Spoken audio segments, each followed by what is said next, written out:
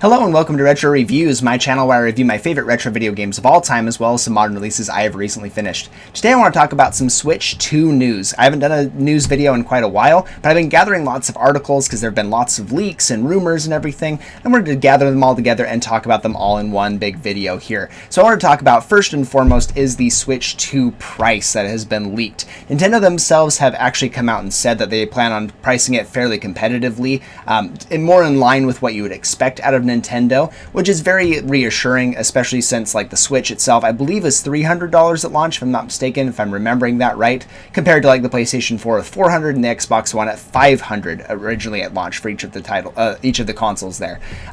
So they said they were alluding to that, and apparently the price has been leaked. The price point that they were given online was that it was $500 Canadian, which is about roughly $350 in the US. I think it was slightly more, but they would obviously round that down to make it a more round number, more pleasing number to look at. I doubt they do like 358 or something like that, or 360. So 350 looks like the targeted price here in the US at least, and then do your conversions for anywhere outside of that. This is very appealing for me, especially if you look at like the prices for other consoles. You can get like a $400. I think the PlayStation 5 digital is a little bit more than $400 at this point, but when it launched it was $400. So you could get a PlayStation 5 for $400. Xbox Series S I think is $300 brand new. So $350 right in the middle of there, having the portability and of course the killer apps from Nintendo, which they're obviously going to be showcasing in April, is very, very appealing for me.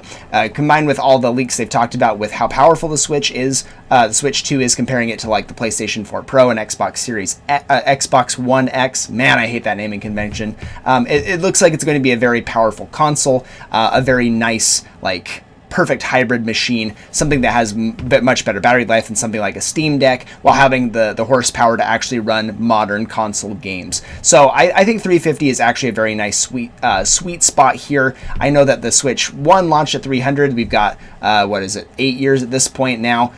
With inflation and everything, only $50 increase for the launch price is pretty darn good. They have reported, the reports I've seen as well mostly confirm that this will be an LCD screen instead of an OLED screen, which makes a lot of sense. It's cheaper. It'll make the entry point much cheaper for consumers at the beginning. I have heard some rumblings too that there might be like different versions of the console available at launch, so they might just have an LCD version and an OLED version available straight up. I'd imagine it'd be like $50 more, maybe a $400 price point for that, if that ends up being true. I haven't heard any other confirmations of that since. I think it's been months since I've seen any reports about multiple versions at launch, but if that happens, I would assume that would be the only major thing, would be the OLED screen versus LCD, especially for people who have gotten accustomed to the OLED. If they abandoned the LCD one, got an OLED like I did. I do like OLED screens. I loved it on the Vita. I think it looks great on the Nintendo Switch, but I'm not too worried about it for the Switch 2. I'd rather have the cheaper entry point if that's the only version available. I wouldn't mind splurging a little bit for an OLED screen,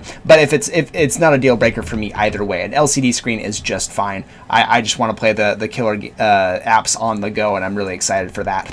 Another thing that has been reported as well is that there's going to be a February Direct. This will likely be a mini Direct or a partner showcase, but there have been some rumblings that this is 100% going to happen. I think one person predicted it was going to be the first week of February. Obviously that did not happen, but someone else said that was originally the plan and it is still on for a February Direct. I think this has some weight. We typically do get Directs in the February, like January, February time period. I think February is traditionally what they do, and it would make sense to kind of round out the Switch's lifespan with one final Direct, or maybe something to at least push us over until April to get us excited about some of the Switch software that needs to be coming out, because honestly at this point I don't have anything on the horizon I'm super excited about for the Switch 1 except for Metroid Prime 4, which will likely come out on the Switch 2 as well. So I would like to see just a couple more things. I'm excited to see what the Switch has in store for us to end out its lifespan. We've gotten lots of great games in the last few months. Now I'd like to see maybe a little more. Give me the Metroid Prime 2 and 3 remasters or something in that vein. Give me something to hold on to my Switch 1 for at least for the time being. And again, to kind of pad out the time until the Switch 2 Direct in April, which I assume will show off some of the games as well as the hardware for it as well.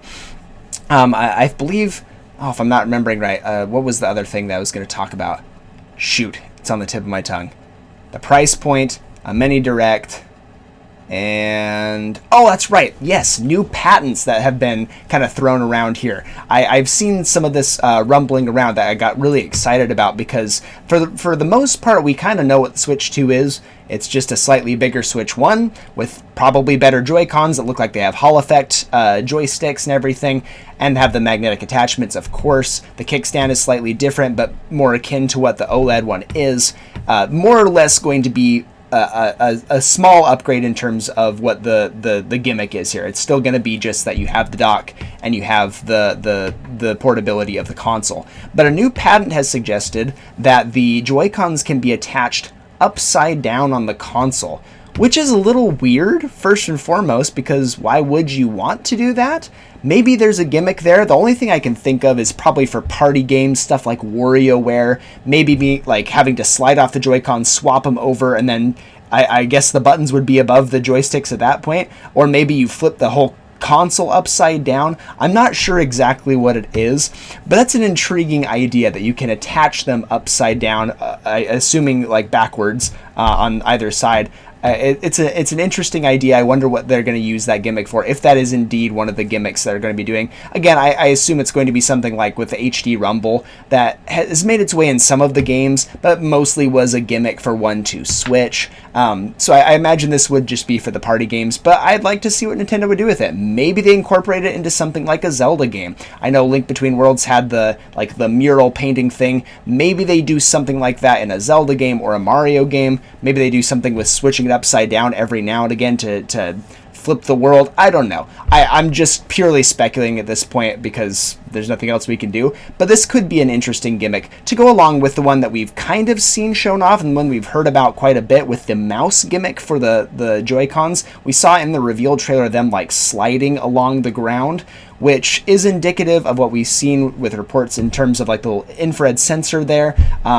We could bring back games like Mario Paint, which is something I'd be really excited about. But even more so, it'd be good for stuff like Civilization or other point-and-click games, any strategy games, RTS stuff. This would make a really good way to play those games. It's always been a struggle on console to do RTS well, and it makes sense. A mouse is just, there's no replacement for a mouse. Using a controller is obviously going to be a little bit more clunky. Now suddenly you have an option to play games with a mouse, as it were. These games are going to be instantly more accessible on the Switch, and that makes me kind of excited. I think this is a really cool opportunity. I think this is something that no one's even thought about before, making a controller into a mouse, but I see the application. I see the vision here. So I'm guessing this is going to be the major gimmick. I wonder if the Joy-Cons on either side, maybe it's just a gyroscopic thing. You can flip it upside down if you feel like it. I don't know why you would, but I don't know, maybe that's a thing. I feel like the mouse is going to be the main gimmick here. But it is exciting to see that Nintendo maybe has some tricks up their sleeve in terms of what they're going to do with the Switch 2. I do like a good gimmick, I'm not going to lie. And Nintendo is all about innovation. If you look at their console history, between the Wii and the Wii U, we'd had like a minor change in the name, but the gimmick itself was significantly different. They went from the motion controls to still motion controls that you could do on the Wii U, but the gamepad was the central gimmick that ultimately led to the Switch itself being a realization of that gimmick much better executed. So I would imagine that Nintendo does have some stuff up its sleeve. Again, I think the mouse functionality is going to be the primary target here. I think that will be the bigger sell here. Games like Civilization 7 that just came out probably runs really well on the Switch 2, and having that added mouse functionality probably is a big appeal to a lot of people. But anyway, let me know in the comment section down below what you think of these rumors. What do you think of the price point? Do you think $350 is too much? Do you think it should be a little bit more? Do you think that they're going to have multiple models? I would love to hear your opinions. Thank you so much for watching, and I'll see you on the next one.